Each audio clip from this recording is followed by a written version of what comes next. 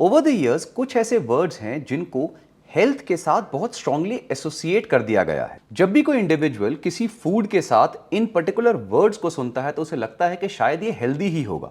For example green, brown, fresh, natural, herbal, ये कुछ ऐसे वर्ड्स हैं जो आजकल हर एक प्रोडक्ट के साथ अटैच कर दिए जाते हैं और इनके पीछे कोई भी रेगुलेशन नहीं है। और जैसे ही आप ऐसे वर्ड सुनते हैं आपको लगता है भाई अगर ये वर्ड्स हैं तो कुछ ना कुछ तो हेल्दी होगा ही। इनमें से एक बहुत ही फेमस वर्ड है जिसके बारे में हम आज डिस्कस करने वाले हैं, वो है ब्राउन। जब भी आप किसी फूड में ब्राउन ऐड कर देते हैं तो आपको वो ऑटोमेटिकली हेल्दी लगने लगता है। इसका बहुत कॉमन एग्जांपल्स हैं, brown sugar, brown bread, brown eggs, brown rice और ऐसे और भी एग्जाम्पल। लेकिन अगर हम इसका प्रॉपर एनालिसिस करें तो ऐसा बिल्कुल भी नहीं होता। इस पर्टिकुलर वीडियो में हम दो ऐसे फूड आइटम्स लेंगे जिनके ऊपर आज भी बहुत सारी मिथ्स और बहुत सारे इंडिविजुअल्स को लगता है कि अगर वो इन पर्टिकुलर फूड्स को यूज करेंगे तो उनके लिए बहुत हेल्दी होगा। इनमें से जो पहला फूड है वो है ब्राउन शुगर और जो दूसरा फूड है वो है ब्राउन ब्रेड। अगर आज आप किसी कॉफी शॉप में जाते हैं तो वहां पर आपके सामने मल्टीपल तरह के स्वीटनर्स रखे होते हैं।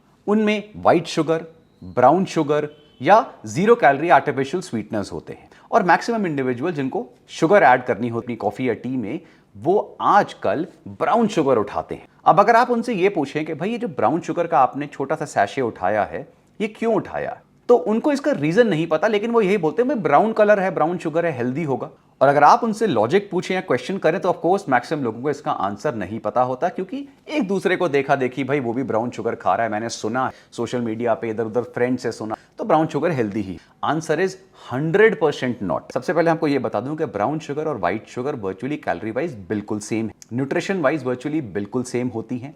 जब व्हाइट शुगर के अंदर मोलासिस को ऐड कर दिया जाता है तो वो ब्राउन शुगर बन जाती है। और ये मोलासिस कैसे निकलता है, जब भी हम शुगर केन को, गन्ने को प्रोसेस करते हैं तो उसका एक बाय प्रोडक्ट होता है मोलासिस। अब क्वेश्चन आएगा कि जो खांड होती है वो भी तो एक तरह का रॉ शुगर है। बिल्कुल है, और खांड जो है वो हेल्दी भी होती है क्योंकि उसमें जो माइक्रो न्यूट्रिएंट्स हैं वो व्हाइट शुगर से बेटर है। लेकिन क्वांटिटी आपको दोनों की कंट्रोल करनी पड़ेगी, चाहे आप खांड लें या व्हाइट शुगर। हाउएवर जिस ब्राउन शुगर की हम बात कर रहे हैं, जो आपको अक्सर कैफेज वगैरह में मिलता है या मार्केट में पैकेट्स में मिलता है, वो खांड नहीं है, वो ग्रैनुलेटेड व्हाइट शुगर है जिसके अंदर मोलासिस को कलर के फॉर्म में ऐड करा जाता है। और आपको जितना ज्यादा मोलासिस आप ऐड करेंगे व्हाइट शुगर में, उतना ज्यादा डार्क ब्राउन कलर उसको मिलता जाएगा। लेकिन क्वेश्चन ये है कि ऐसा करा क्यों जाता है, कि ब्राउन शुगर का कोई स्पेसिफिक यूज होता है? बिल्कुल होता है। जब व्हाइट शुगर में मोलासिस को ऐड कर दिया जाता है तो जो ब्राउन शुगर बनती है वो एक्चुअली में मॉइस्चर को ज्यादा होल्ड कर पाती है as compare to white sugar, जिसकी वजह से जो बेकिंग होती है, जब आप बेकरीज वगैरह में जाते हैं, वहां पर उस पर्टिकुलर टाइप ऑफ शुगर का यूज ज्यादा होता है। अब कुछ लोग पूछेंगे सर मोलासिस में भी तो माइक्रो न्यूट्रिएंट्स होते हैं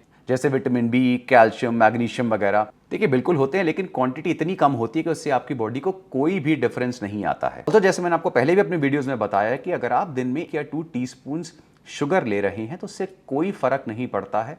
कैलोरी वाइज या न्यूट्रिशन वाइज, कैलोरी वाइज सारे के सारे जो स्वीटनर्स हैं मैक्सिमम बिल्कुल सिमिलर होते हैं। और अगर आप अपनी लाइफ में रिफाइंड शुगर को रिप्लेस भी करना चाहते हैं तो जो हेल्दी स्वीटनर्स होंगे उनमें रॉ हनी आएगा या प्योर जैगरी आएगा या खांड आएगी, जिसमें थोड़ा सा न्यूट्रिएंट्स एटलीस्ट आपको ज्यादा मिलेंगे as compare to brown sugar जो वर्चुअली सिमिलर है। ऑल्सो आप कोई भी स्वीटनर यूज कर रहे हैं, अगर आप इनको एक्सेस में यूज करते हैं तो ये सारे उतने ही हार्मफुल हैं जितनी व्हाइट शुगर है। इसलिए व्हाइट शुगर भी एनिमी तब तक ही है जब तक आप उसे एक्सेस में नहीं ले रहे। इस टॉपिक के ऊपर मैंने एक वीडियो पहले भी बनाया है, आपने देखा होगा। आजकल बहुत सारे वीडियोस बनते हैं सोशल मीडिया पे कि I left sugar for 10 days, I left sugar for 15 days, I left sugar for 1 month, see what happened. और मैंने आपको बताया था nothing happened. Nothing happens if you leave sugar. It will only happen, ये तभी होगा जब आप एक्सेस में शुगर कंज्यूम कर रहे हैं, बहुत हाई अमाउंट में सॉफ्ट ड्रिंक्स या शुगरी फूड्स या ड्रिंक्स आप रेगुलरली ले रहे हैं, तो ये प्रॉब्लम्स आती हैं। तो उस केस में शुगर एनिमी नहीं है, एक्सेस अमाउंट एनिमी है।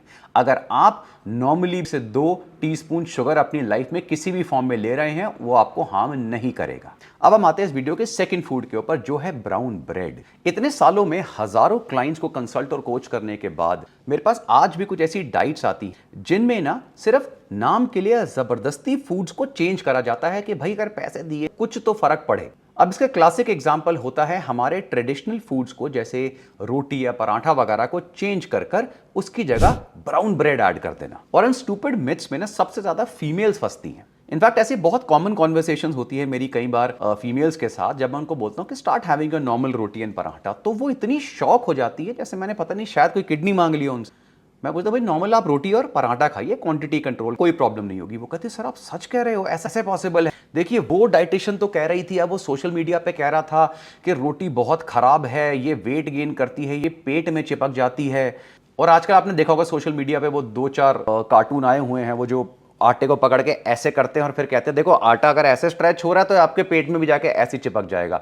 एक्चुअली ये सही कह रहे हैं क्योंकि इन लोगों के पेट से वो सीधा दिमाग में जाके चिपक गया, अब वहां पे जाके वो स्ट्रेच हो गया। क्या करें, फिर ऐसी चीजें निकलती हैं। ऐसी नॉनसेंसिकल एडवाइस जो आपको सोशल मीडिया पे सुनने को मिलती है ना, प्लीज इससे बचें। आपकी पेट में, आपकी गट में कुछ नहीं चिपक, कोई आटा मैदा कुछ नहीं चिपकता है। मैदे को हार्मफुल इसलिए नहीं कहा जाता, वो पेट में जाता है, उसे हार्मफुल सिर्फ इसलिए कहा जाता है बिकॉज उसके अंदर कोई न्यूट्रिएंट्स नहीं होते, आपके ब्लड शुगर को बहुत तेज राइज करता है और कुछ नहीं है। और नॉर्मल अमाउंट में मैदा भी कुछ नहीं करेगा आपकी हेल्थ को। ऑफ कोर्स अगर आप इन फीमेल से और पूछे कि भाई आपको क्यों लगता है रोटी या पराठा जो है वो अनहेल्थी, तो उनका एक आंसर आता है कि सर इट इज फैटनिंग। ये वर्ड उनको पता है, इसका मतलब कुछ नहीं पता, बस वर्ड है फैटनिंग, एक बड़ा कॉमन वर्ड है आजकल। इसमें ग्लूटन होता है, अगर आप पूछें ये ग्लूटन क्या होता है, तो पता नहीं, बट मना किया ग्लूटन हार्मफुल होता है, कुछ नहीं पता, कोई आइडिया नहीं है कोई क्या बोल रहा है। किसी ने कुछ भी बोला, ना सोचा ना समझा, उसे अपनी लाइफ में अप्लाई कर लिया। सबसे पहले तो मैं आपको यह बता दूं कि जो रोटी है उसको 6000 साल पहले से कंज्यूम किया जा रहा है वर्ल्ड के डिफरेंट पार्ट्स में। ऑफ कोर्स उनको बनाने के लिए ग्रेन्स यूज होते हैं, वो डिफरेंट एरियाज में डिफरेंट हैं, डिफरेंट कल्चर्स में डिफरेंट ग्रेन्स यूज होते हैं। फॉर एग्जांपल अगर आप नॉर्थ इंडिया में ज्यादा जाएंगे तो नॉर्थ इंडिया में मेजरली आपको होल व्हीट या गेहूं की रोटियां मिलेंगी। अगर आप राजस्थान साइड पे जाएंगे तो बाजरे वगैरह की मिलेंगी। अगर आप साउथ में जाएंगे या नॉर्थ ईस्ट साइड पे जाएंगे, वहां पे लोग राइस खाना ज़्यादा पसंद करते हैं। कई जगहों पे ज्वार की रोटी हो, कई जगहों पे रागी वगैरह भी ऐड करा जाता है। तो डिफरेंट तरह के कल्चर्स के हिसाब से डिफरेंट तरह की जो रोटी या पराठे वो बनाए जाते हैं। ऑफकोर्स जो मिलेट्स हैं इनके ऊपर मैं सेपरेट वीडियो बनाऊंगा, ये बहुत हेल्दी हैं आपकी बॉडी के लिए, और आजकल लोग इनको अपने नॉर्मल गेहूं के आटे में मिक्स करके खा रहे हैं। थोड़ा सा टेस्ट का इशू आता है क्योंकि वगैरह थोड़ी हार्ड बनती हैं इनसे, लेकिन अफकोर्स हेल्थ वाइज ये बहुत अच्छे होते हैं। हाउएवर कैलोरी वाइज ये सारे सेम हैं क्योंकि कार्बोहाइड्रेट्स में 4 कैलोरी पर ग्राम्स ही है, और आप किसी भी आटे की अगर रोटी बनाते हैं, पराठा बनाते हैं, कैलोरीज में डिफरेंस नहीं आता। सेकंड, लेट्स से मैं पराठे की बात करता हूं। अब एक पराठा बनाने में हमें क्या यूज होता है, एक तरह का ग्रेन जो भी आप अपने घर में यूज करते हैं। लेट्स से हमने आटा, गेहूं का आटा यूज किया, उसमें हमने अपनी मनपसंद की सब्जियां डाली, जो भी आप पराठा बनाना चाहें, प्याज, गोभी, मूली, आलू, मेथी, जैसा भी पराठा आप बनाते हैं, और उसके अंदर हमने थोड़ा सा घी ऐड, ये आपका पराठा हुआ। और इसके साथ हम क्या खाते हैं, जनरली एक बड़ी कटोरी दही वगैरह खाते हैं, लस्सी वगैरह पीते हैं, तो ओवरऑल आपको प्रोटीन भी मिल रहा है, माइक्रोज भी अच्छे मिल रहे हैं, डिसेंट कैलोरी ब्रेकफास्ट आपके सामने आ रहा है। अब प्रॉब्लम आता है कि अगर आप पराठे वाली गली की तरह अपने पराठों को घी में तल रहे हैं, 6 पराठे एक टाइम पे खा रहे हैं, तो फिर इसमें पराठे की गलती नहीं है, इसमें आपकी गलती। और इसमें पराठा नहीं, दुनिया का हर फूड ऐसे प्रॉब्लम करेगा जब आप उसे एक्सेस में लेंगे। हाँ, अगर आप कोई स्पोर्ट्समैन हैं जो इतना अमाउंट ऑफ फूड डाइजेस्ट कर सकते हैं, कोई प्रॉब्लम नहीं है, लेकिन मैक्सिमम लोगों के साथ क्वांटिटी कंट्रोल बहुत इंपॉर्टेंट होता है। अब हम आते हैं उस कचरे के ऊपर जो ब्राउन ब्रेड के नाम पे मार्केट में मिल रहा है। देखिए प्रॉब्लम मैदे की नहीं है, क्योंकि लोगों को लगता है भाई मैदा एडेड होता है इसलिए है, ऐसा बिल्कुल भी नहीं है। मैदा सिर्फ एक पार्ट है, और अगर एक आध बार आप मैदा खा भी रहे हैं किसी भी फॉर्म में, नॉर्मल अमाउंट में, थोड़े से अमाउंट में, आपको कुछ नहीं कर रहा है। प्रॉब्लम आता है कि जो ब्रेड आपको मार्केट में बाहर मिल रही है ब्राउन ब्रेड के नाम पे, अगर आप उसके पीछे के इंग्रेडिएंट्स पढ़ें तो आप खुद शॉक हो जाएंगे कि हम कंज्यूम कर क्या रहे हैं या हमें ये बेचा क्या जा रहा है। मैं ये जो इंग्रेडिएंट्स हैं ये डिस्प्ले कर रहा हूं आपके सामने स्क्रीन पे।